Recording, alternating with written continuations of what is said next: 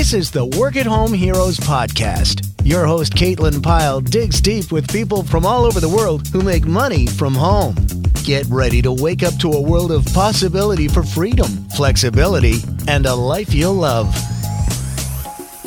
Well, hey everybody, welcome back to another episode of the Work at Home Heroes podcast. I'm your host, Caitlin Pyle, and I'm here today with Sonya Bethea. Now, she is a virtual assistant to realtors, and she's also got her hands on a whole bunch of other things. She handles everything from social media management to transaction management, and she is fueled by commitment to excellence and her willingness to go the extra mile and make sure her clients are fully satisfied with her work. She's also got 10 years of experience in real estate, so I'm interested specifically and want to talk to you about how you pivoted from your real estate into working as a virtual assistant to realtors. And I'm hoping my sister is listening to the show because she's a realtor and wants to get into virtual assisting for realtors. So welcome to the show, Sonya. Thank you. How are you today? Yeah, I'm very good. Thank you so much. And where are you joining us from today? I am in Charlotte, North Carolina, the Queen City. Nice. And so it's June now, and it looks like I've got your application. We've got an application process for all of our guests on the show. Just really is a cheat sheet for me. So you've been working at home for about 3.5 months now. Is that correct? That's correct. That is amazing. And your income's already you've got down, this is from May, 3,500 or so level? That is correct. And it's actually a little bit more now. It's about 4,800. Oh my gosh, that like disqualifies you from the show, Sonya. That's so awesome. Give us a little background. What were you doing before you started working at home? Okay, I was working for a prescription advocacy company, totally outside of the real estate realm. It was sales. Don't get me wrong, I love sales, but I did not like going into the office every single day, dealing with the hoopla in the office world. It was a call center and it was stressful. Girl, I feel you. I can't say nobody likes going into the office, but I'm definitely in the camp of, nope, don't like going into the office. I don't even like going into my own office sometimes, and I work at home. Cool. So didn't like dealing with the politics of that. So it kind of fell into your lap. And so it wasn't like a moment where you're like, I've had enough of this. It was just like, you just didn't like it anymore, and the opportunity presented itself. Can you tell us about how you got your first freelance gig? Absolutely. So I had an Upwork profile for, I would say, every bit of 7 years now. I always have it. It was Elance back when I started. And so I never really took advantage of it, never really used it. And so I was working for this company and I didn't like it. And so I was like, maybe I should look into virtual assistant. And so I started to see little ads on Facebook about it. Funny how the universe works. And so from like December to about January, I was like, well, let me just upload my stuff. And I started watching little like webinars and things about starting your own business from home. And then I went on Upwork and activated my profile because it wasn't active. And so I had a realtor reach out to me. She is in Texas. I'm in Charlotte. And so we had a conversation on a Saturday and it worked out. She offered me enough money to where I was able to say goodbye to my 9-to-5. I took the risk. Most people wouldn't do it and just jump in feet first. I did. Wow. Actually, that's really, really cool because there's so many people that wouldn't take that risk, as you said. And so you're just like, you know what? I'm just going to try it because what's the worst that could happen? So what kind of fears went through your mind before you made that leap? Did you have any doubts or were you confident from the very beginning? I did. Our mind is a crazy thing sometimes. So I was like, what if this is a scam? What if she doesn't pay? And turned out to be phenomenal. She, paid me enough and paid me early. So I was like, oh, all right, I can do this. I can do it. And it worked out perfectly. I love it. I will not go back to a 9-to-5 at all. Good for you, girl. And so you had that as your first client. She started you with a really nice retainer, plus looks like a bonus that you got on closed deals, but you've got some more clients in different niches now. Tell me about those. Absolutely. I have a cleaning company that I work with, which is super, super, super cool. My sister is a residential home cleaner. She has her own business. And just so happened, this kind of like came into my universe. My interview with her, she loved me. Our energies, they vibe. So I'm learning a lot about the residential home cleaning industry, aside from being her virtual assistant. So it is phenomenal. Then I have a mortgage consultant client, which again aligns with the real estate industry. So not only can I help realtors, I can help mortgage consultants too. And this is quite helpful for a lot of mortgage consultants who are licensed in other states if you're thinking about going into real estate virtual assisting.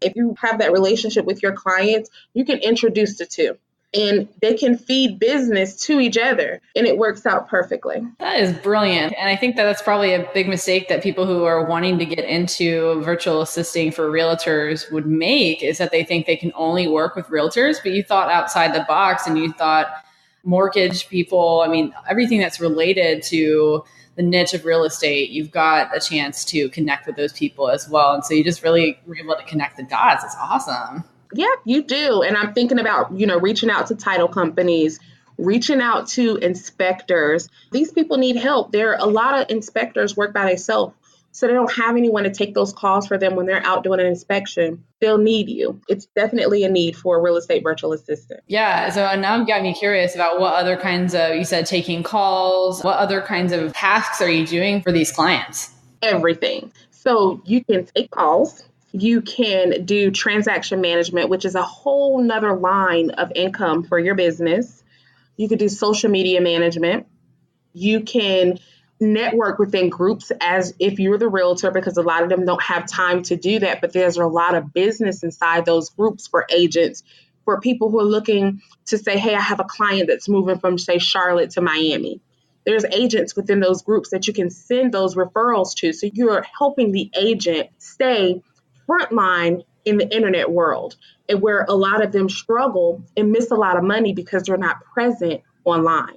So you're a phenomenal resource for them, aside from, taking their calls, doing lead generation, and doing their transaction management, which is a whole nother baby, where you can make six figures just doing transaction management alone. Wow, this is huge. And I just want to call attention to the fact that you are identifying, or you're able to identify the problems that these people have in the respective niches, and what you're bringing to the table is you're simply solving their problems. And I think a lot of us and a lot of people listening to the show right now are kind of making it too complicated when they start trying to think about how they can break into working at home. They're like, well, how can I find people that'll pay me? How can I find a job? How can I do this? And we're thinking about it all wrong when we think about it that way. We got to think about what skills you have and what problems the people you want to work with have. And if you don't know what those problems are, then the easiest thing to do is just go talk to them. Absolutely. For example, weren't really sure. I mean, you do because you have the experience in the real estate niche, but if you weren't really sure what a title company would have any problems with, what would you do? You'd go and you talk to them, be like, hey, I've got this client, this client, this client. These are the problems that I solve. Do you have these problems? If not, what problems do you have that could potentially help you with? And so that's the key, is just talking to your prospective client to see what they're dealing with, and then figuring out how you can fill in those holes for them. So I love that. Yes, ma'am. So your life has obviously improved a lot since you started working at home. You mentioned in your application that you lost 10 pounds in the last month. Congratulations. What other ways? Thank you. Yeah, you're welcome. What other ways has your life improved since you started working at home just in the last several months? Absolutely. I told myself at the beginning of the year that I was going to hire a coach. I did that. I knew with going into business and being a new entrepreneur that I needed to have a support system, and I needed to have a good one. So I hired a coach. I work out regularly. I journal. That's something that is so important to me. It's to kind of keep me aligned with my dreams and what I want to do. So I'm more focused than anything now. That's awesome. What was it like when you were making the transition from working in your 9 to 5 to working at home? Did you share it with your family and friends? Did they have anything weird to say about it? How did you navigate all of that? So because I was, thinking about opening a business, doing something different aside from coming into a call center every day, I started to kind of separate myself from the negative people that were in my life. And I knew I needed to kind of get into a happy space. I needed to be happy. I needed to surround myself with people who genuinely care about me, people that I can learn from. So first step is to remove all negativity from around you.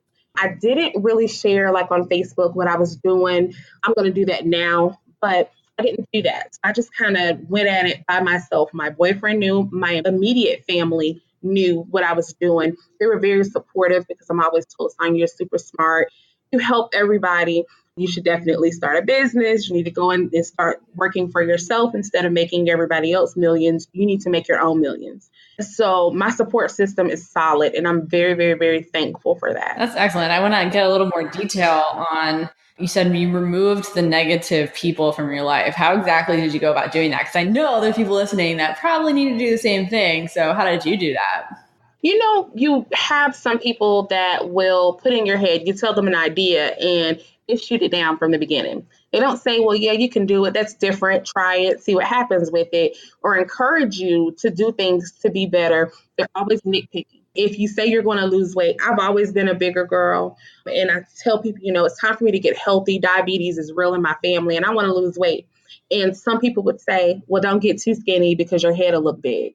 So the individuals who flat out say negative things to you, you don't feel good when you have a conversation with them. You need to remove those people from your life, period. Yeah, life's too short to let negativity dictate how you feel in your life. And sometimes it is just as simple as just not hanging out with those people anymore. I think that we are the sum of the 5 people, 10 people that we hang out with most. And if even 1 or 2 of those people are contaminating the pond, so to speak, then that's going to affect you. It creates a negative ripple effect. And we're always talking about the positive ripple effect. And so actually that's a good transition to the next question I have for you is, how do you start your day? How do you start creating that positive ripple effect for yourself in the mornings?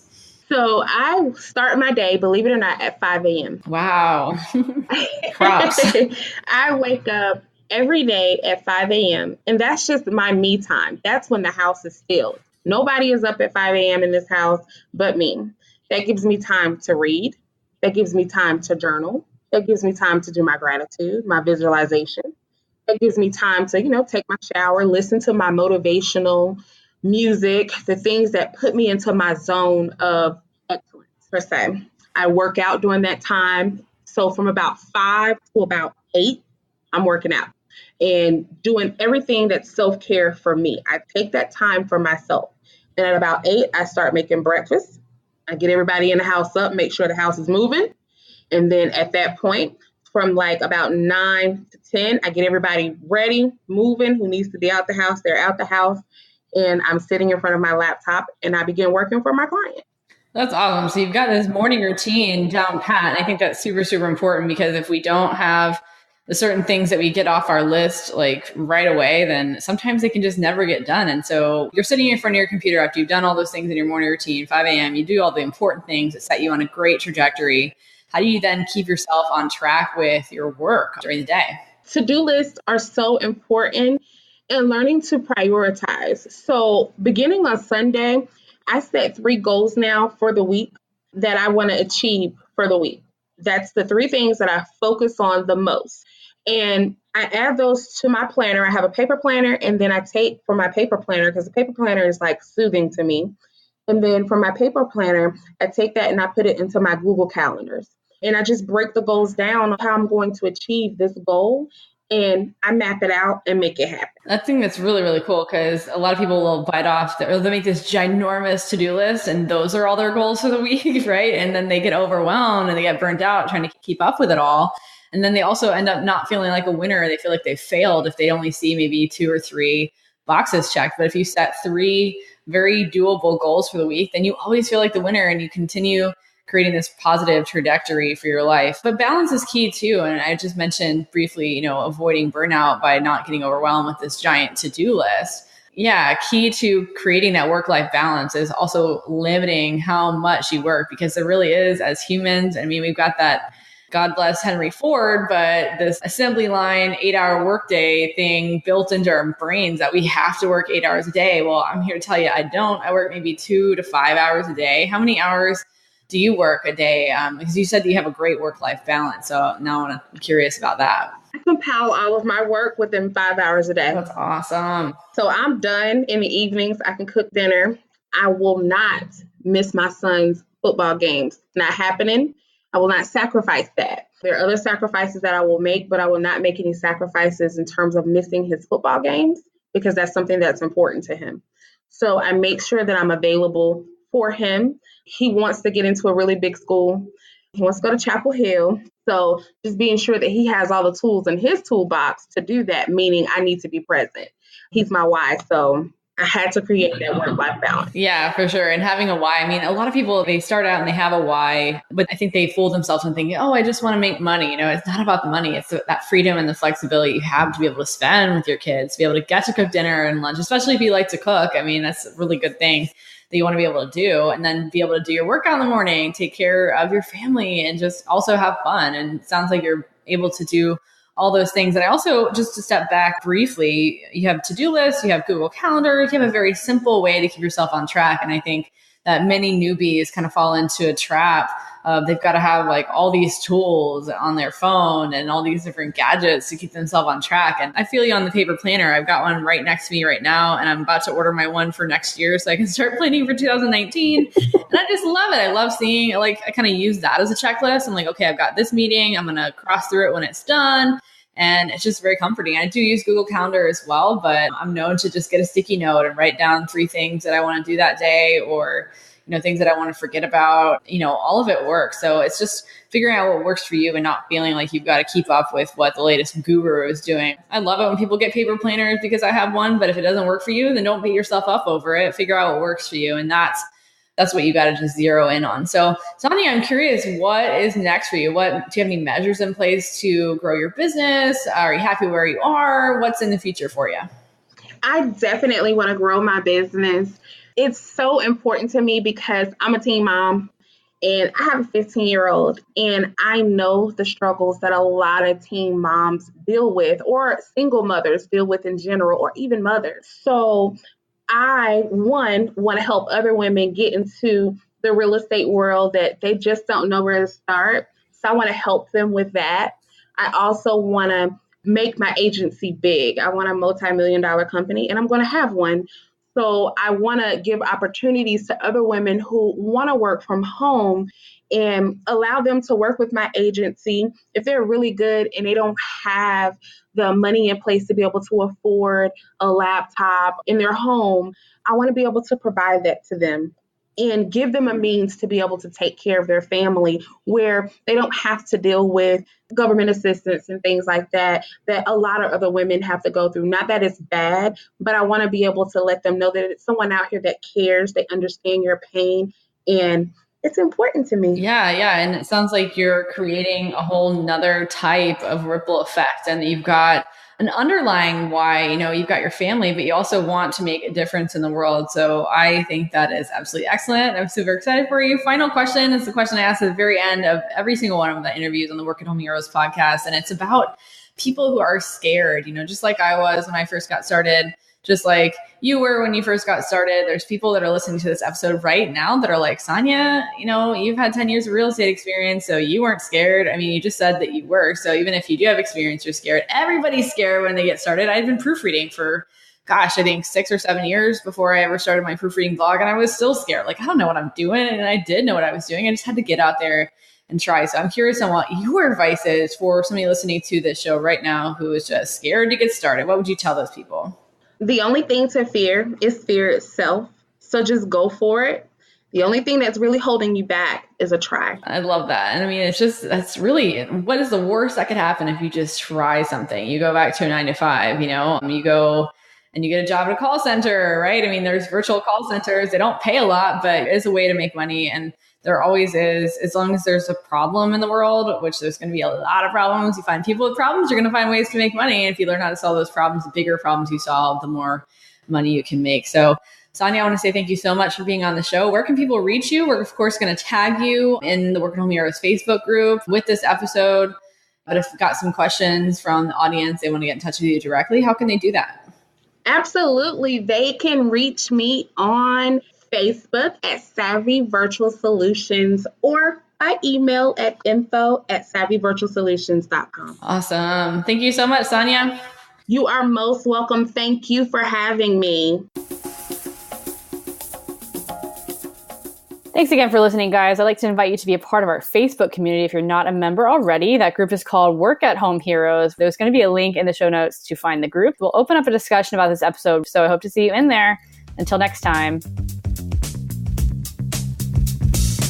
thanks for listening to the Work at Home Heroes podcast with Caitlin Pyle. Be sure to listen to previous episodes at caitlinpyle.co/podcast. While you're there, read the show notes and check out all the great links and resources mentioned in this episode and more. You can also subscribe to the Work at Home Heroes podcast so you'll automatically be notified when our next episode is available. Remember, as Caitlin says, mo skills means mo money.